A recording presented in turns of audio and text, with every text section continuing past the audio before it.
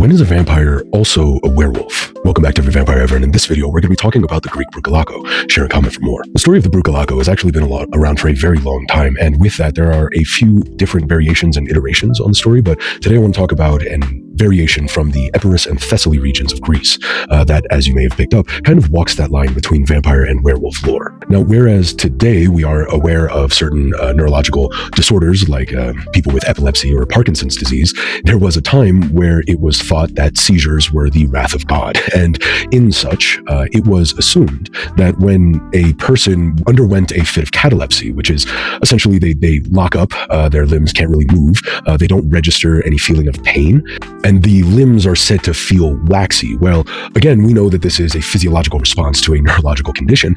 The thought was that this individual who is now in this state has sent off a wolf spirit that is now on the hunt for human flesh and vital juice. It was believed that while this person was in this state, again, they were essentially a spiritual werewolf hunting their fellow man. It was also thought that when this person were to pass on, they would also become a vampire. Now, standard with Greek vampire lore, these vampires generally come back looking like the human that they were or the person that they were, except that their skin is red and pulled very, very tight over their body, such that if you were to slap it, it would sound like a drum. This variation of the Vrykolakas is said to also let out a piercing cry, kind of like a banshee, and if anyone were to respond to it, the Vrykolakas would infect them with a plague that would eventually take their life. It was also said that not only were these cataleptic people thought to become a vampire or a Vrykolakas, it was also thought that people who were excommunicated from the church and then passed would also come back as this creature. So it's always kind of intermixed with your religious stuff. It's said that in order to get rid of a Vrykolakas, if it was an excommunicated person, the church could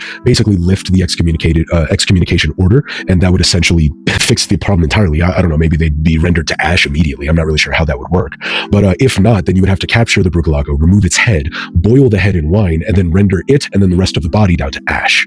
Now, because it was so firmly believed in this timeline that werewolves would become vampires upon their passing, right, the church actually made a common practice to burn at the stake anyone who had been accused of being a Vrykolakas. So essentially, you really, really hoped that you never, ever once had a seizure, or else they would burn you at the stake, just to make sure that you never came back as a vampire, which I guess in a weird way works, because if I burned you at the stake, you probably wouldn't come back as a vampire. Although, apparently, because of this mindset, more than 30,000 people were burned at the stake during the Inquisition.